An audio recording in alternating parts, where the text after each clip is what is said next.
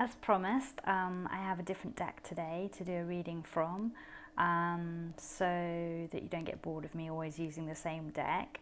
But for those of you that are enjoying my journeying with you through the Rider-Waite deck, this deck is based on the Rider-Waite deck, so the images and the symbolism is very similar.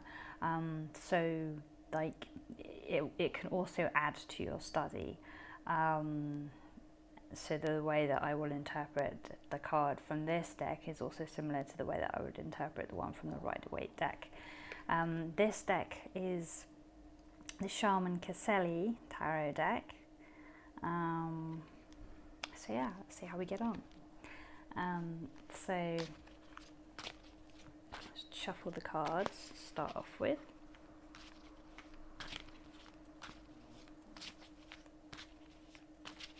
It's always important at the beginning of a reading, just to shuffle the cards a bit before you start using the deck, just, you know, to kind of like clear out the energy of the last reading, and make sure that any cards that were kind of like slotted back into the deck, either by you or by the person that you were reading for, are moved around so that they're not in the same order, as we want to get a different reading each time. Also, when you're shuffling the deck, you are aligning your energy to the deck, and therefore then when you pull the cards, you're going to get the cards that are kind of like speaking for you on your behalf and are answering your question because you've already connected with the deck. So then when you've connected with the deck, you hold the deck in your hands and you just put your intentions into it. So your intentions are for, you know, a clear reading, and for the answer that comes out to be for your highest good or for your client's highest good. So you just connect and you put that intention into the deck. And then we will ask our question. So the question that I want to pose today is another one about emotions and about emotional health, and it is, how can I be more joyful? So, you know, there are people who are happy all the time, whose innate energy is just uplifted, it's joyful, and when you meet up with them and spend time together, you come away and you feel joyful, you feel uplifted, you feel like you've got loads and loads of energy suddenly. Even if you kind of like met up with them and you didn't have any yourself to start off with. So like joy is a very high vibrational energy, and it's an energy that we all want more of.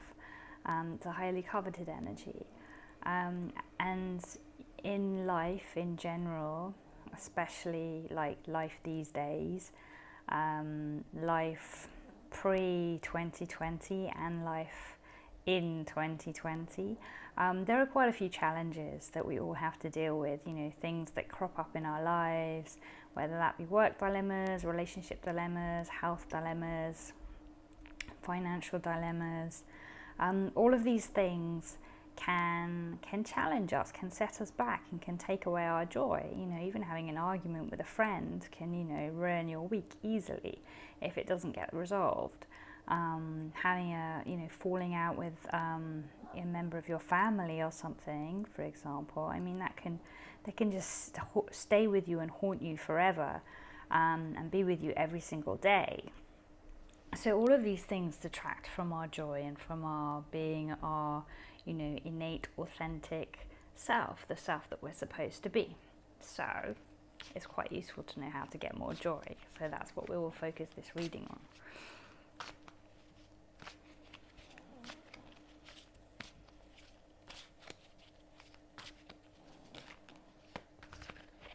Okay.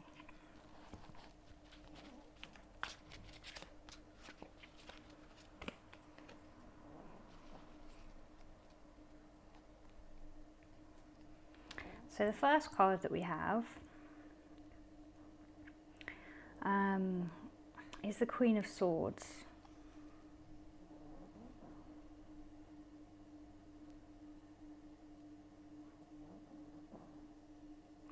So this character doesn't look very joyful. She looks quite austere. She's sitting in a stone throne. She's not looking at us. She's side on. She's holding this like kind of heavy sword, upright. She's quite rigid. She's really focused. She is very up in her head,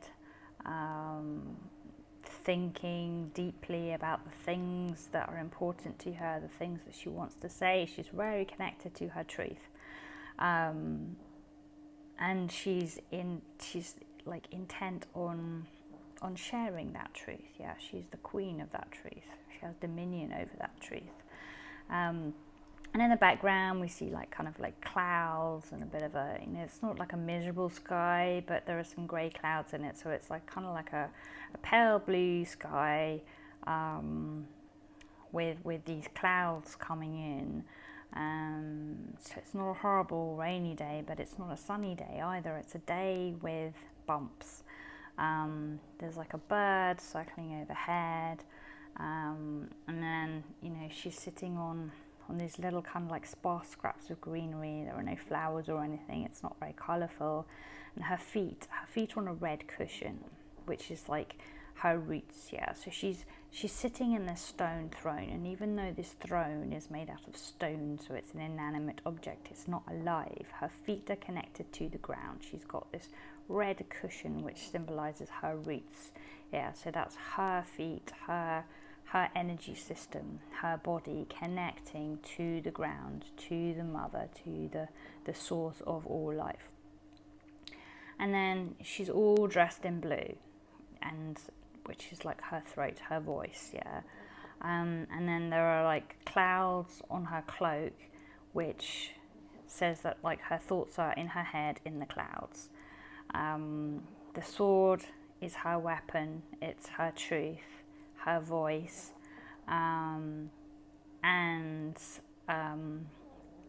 so in the background it kind of says to us that this queen she's come a long way, and she's had some difficult things happening in her life, and they're still present. These clouds are still in the background. And the sea is out there as well in the distance, and the sea is all about emotions, and it's very changeable, but it also has it has seasons. It has a tide that comes in and out and like obeys the cycles of the moon. So it's very feminine, even though at the same time it's also kind of masculine with it in its ferocity and its force. And so this is that the kind of like the tide, the undercurrent that is running through her emotionally. She might be sitting there and she looks really like kind of rigid and upright and austere, and she looks like she's like lost in thought, and she's not paying attention to anybody else. She's not concerned about anybody else, but she has all of this stuff inside going on. So she has these like dark clouds of emotion inside of her, and she has this like stormy sea of emotion inside of her. And the changeability of the sea. So she doesn't just have the storminess of the sea, the anger of the sea. She also has the sadness of the sea, and the stillness of the sea, and the calmness of the sea, and the purity of the sea, and the cleansing nature of the sea. She has all of these things inside of her, that she is kind of holding in and containing, and not letting show while she sits on this throne. And so what the card is kind of saying is, yeah, you have all this chaos going on in your life. You have all of these things happening to you. There are dark clouds on the horizon, whether that be because of what's going on in the world, or whether that's because of what's going on in your own unique world, in your family, in your life, in your job, in your career, in your finances. Yeah, there are these dark clouds. And they're unsettling. And they get in the way of life, and they get in the way of you being a queen and sitting on your throne and having authority over your kingdom. And the sea as well, because it's so changeable and unpredictable and uncontrollable, can also get in the way of you being in charge of your kingdom. And it's kind of saying, in order to find more joy, you need to make sure that your feet are firmly planted on the floor. You need to do everything that you can to feel and be more grounded. because that's where your power source will come from. Yeah, it's not just all of these thoughts flying around your head and the fact that you're really kind of like analytical and a real like kind of like thought person. It's like, no, you also have to honor, respect and obey the part of you that is physical, the part of you that is an earth person, the part of you that needs energy from the earth in order to be healthy and happy, and have like a stable structure and a grounding with which to like draw stuff up, because it's from the earth that we birth. Yeah, so yeah, you might want to be creative and you might want to be, you know, imagining things, thinking things and speaking things and writing things and whatever, and you know, a lot of that will come from your intellect, but you need to have that power source within your feet and your roots, charged up and delivering to you as well, because that's where the life force comes from. And then she has her feet, which are wearing blue shoes, and then her legs, which are dressed in blue as well. Her whole body is covered in blue, even her head has got blue on it. Yeah, so like that's all then connected to the roots. So it's like when you're connected, when you're grounded, you can then draw up through you that energy, which will then help you to speak your truth. So the card is giving you all of that information, yeah, about how important it is to have like strong foundations and roots, and that's how you can protect yourself and help yourself from being so buffeted around by everything. And then it's about sitting on your throne and wearing your crown and being the queen of your world, so that you honor your truth, you speak your truth, you fight for your truth with your sword. You don't let others push you around and try to steal that from you. And she has like a red necklace around her neck as well, yeah, which is like reinforcing the fact that her throat needs to be grounded, needs to be of the earth, and you know, rooted, connected, so that what it's bringing up is a loving energy as well. When she's speaking her truth, it's grounded, it's loving, and then she can be more powerful from that source. So that's the information that card is giving us.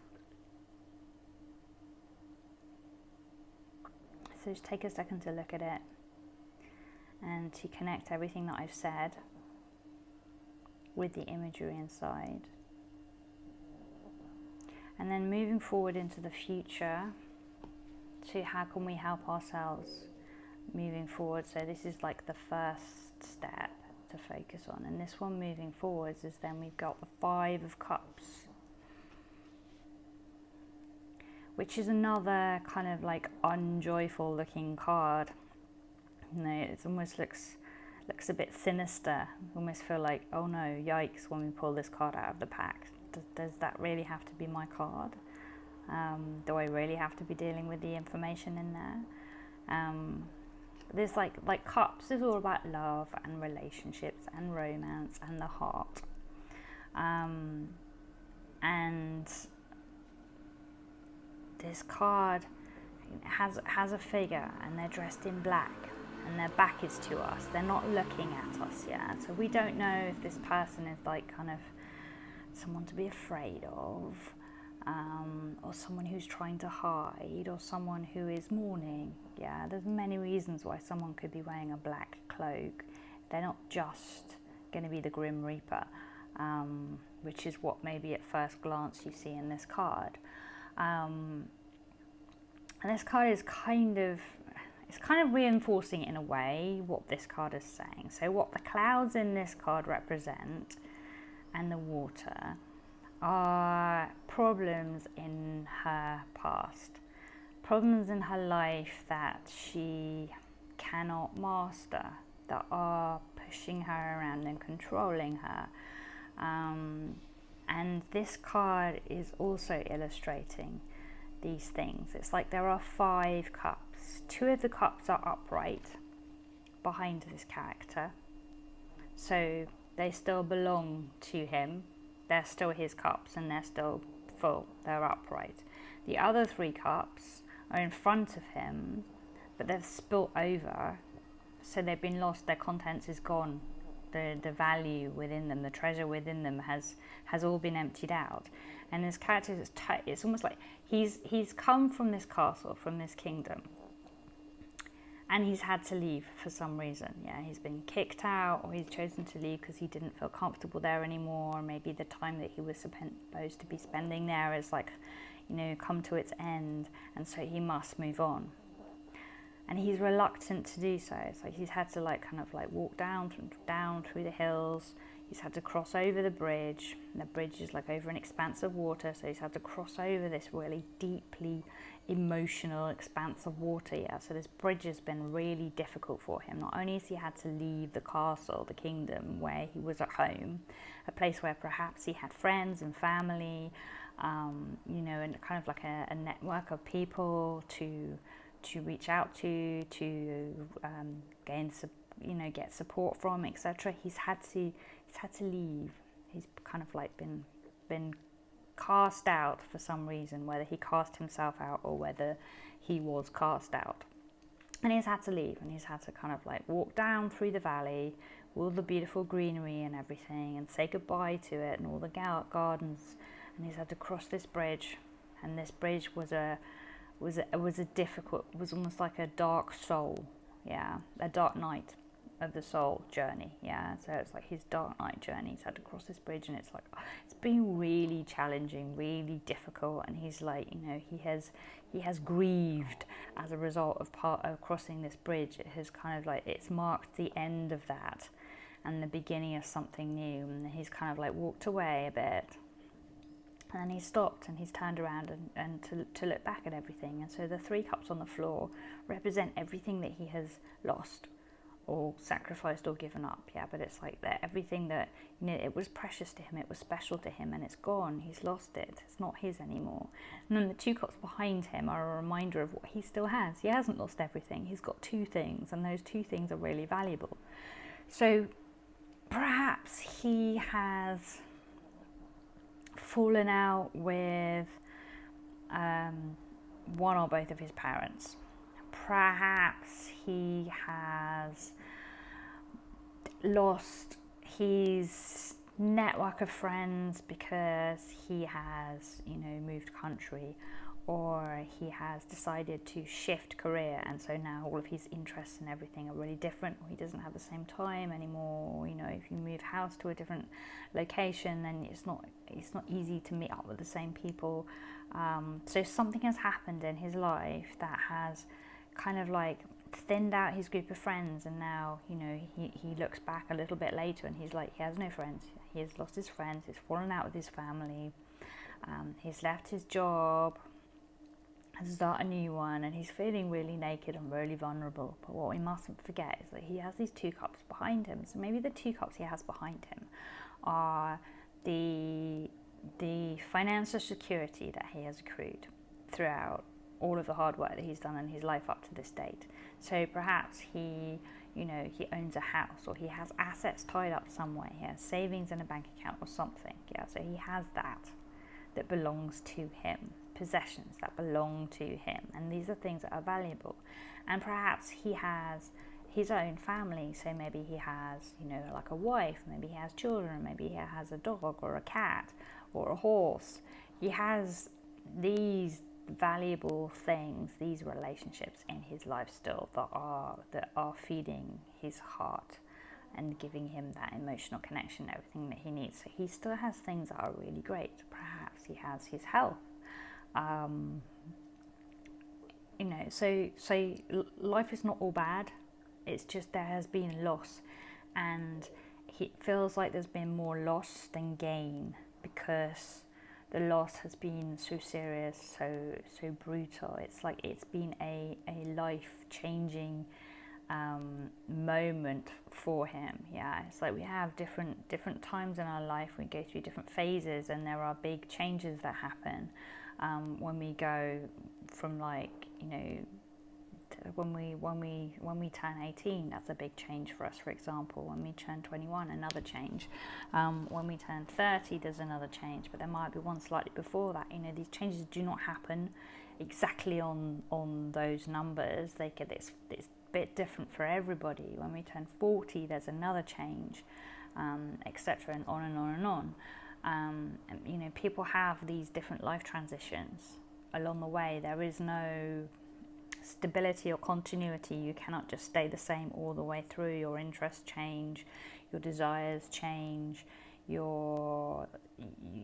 wealth that you have changes, the people around you change, your health changes, your likes and dislikes change, and all of these things create bigger ripples. So say, you know, if you started out life and you ate pretty much everything, so you're happy to eat, say, you know, gluten and sugar and corn and dairy and soy and eggs and meat and fish and all of that stuff, and you're kind of happy to have processed food and take out this and that, and then suddenly for some reason you decide, okay, I can't do this anymore, I want to change my diet and my lifestyle, and so you go like whole food, plant-based for the most part, and you change everything in your home so everything is natural and, you know, free from chemicals.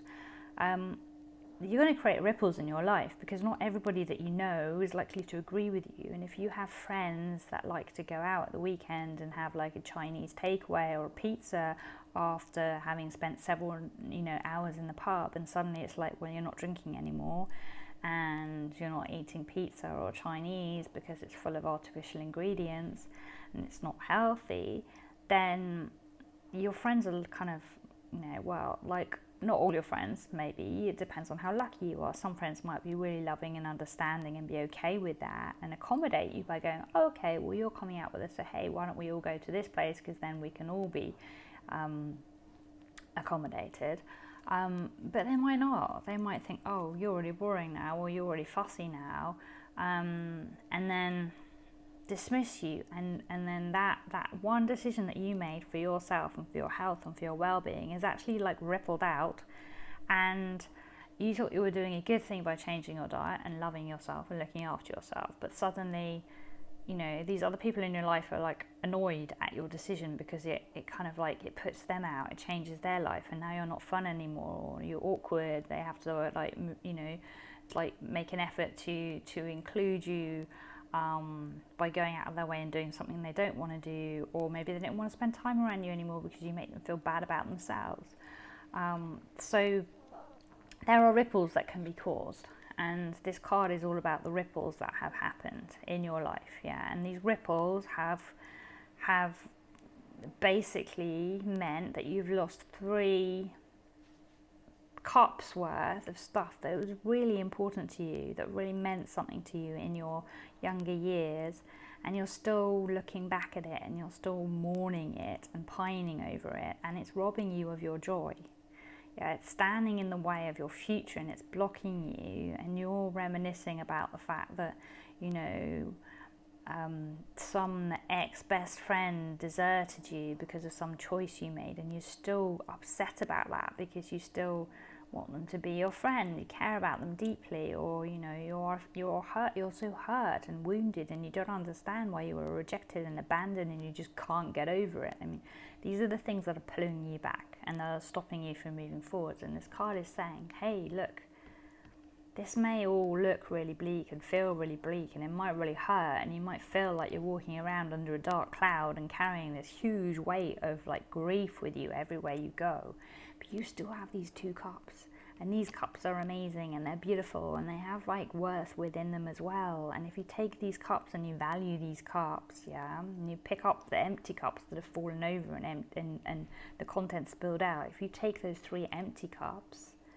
yeah, you can start investing in them and rebuilding what you have lost, but in a new way, in a way that suits who you are now, in a way that like kind of leans into your future instead of like pulls away from it.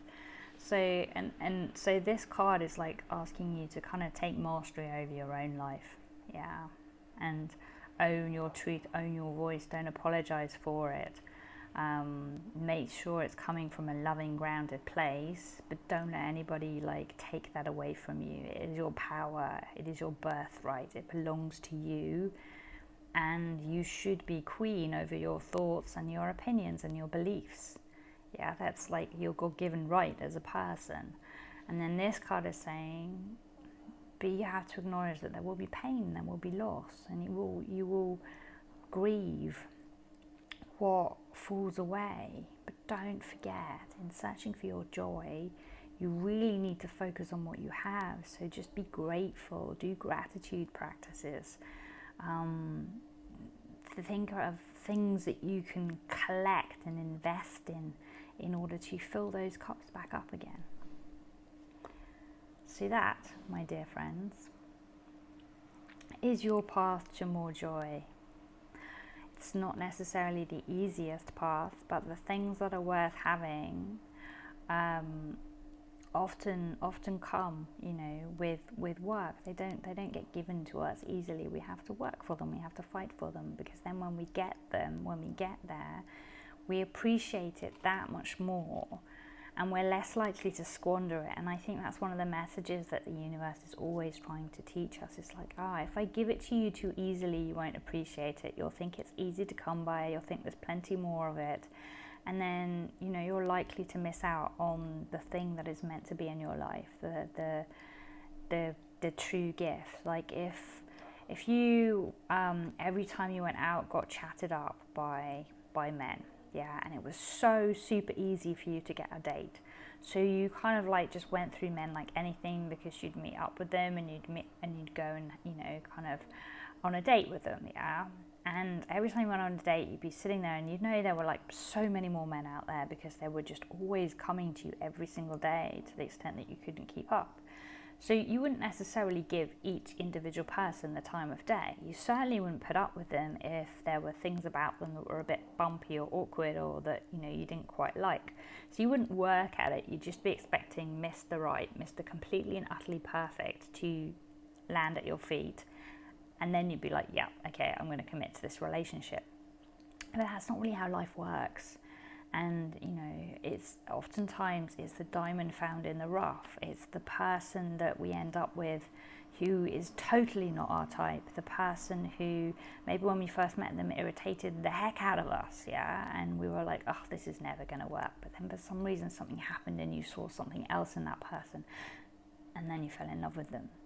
And so what the universe is like always trying to do for us is it's trying to make it a little bit awkward to get what we want, and it's trying to make us work for it, because if we work for something, then we value it, we treasure it, and we're not so likely to cast it away. So if you have to work to meet someone, by doing the groundwork, by researching, by figuring out, okay, where do the people that I would like to meet go to socialize, and then you start going to those places, and you have to go to quite a few, and it takes you a few months, and then finally, and you meet a few people, but they're just so not right from the get-go.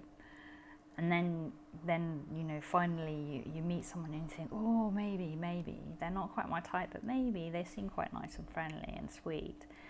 Then you are going to appreciate that union and that connection and the attention from that person so much more than if you were just being bombarded the whole time. And then that person that would have got shut out or dismissed is given an entry point into your life, and that relationship has a chance to grow. So don't forget that even if you have to work, to have more joy in your life, and it feels like it's really hard work, when that joy comes, you will treasure it so much more. You will look after it, you will nurture it, you will feed it, you will water it, you will grow it, and it won't go away again. It won't just be this fleeting little bit of joy that like flies in for one day and then disappears. It'll be joy that is with you then, moving forwards into the future every day. It's joy that you can grow with your daily practices. It's joy that cannot be stolen from you by someone else or by a life event, something beyond your control, because it will reside within you. It's not coming from outside. It's not being fed by material things. And that's a really important thing to understand and to work towards. So I hope that was an interesting reading for you. I hope it was useful. I'm sure it's given you a lot to think about and to work on. If you would like to watch more of my videos and learn more from my readings, then please do subscribe to my channel. If you enjoyed this video, please do give it a like. And if you'd like to find out more about me, you can go to my website, which is lemonrosepetals.com, and my Instagram page as well is lemonrosepetals. So there's 2 places that you can find me, and obviously I'm here as well. So I will see you next time, and thank you for watching.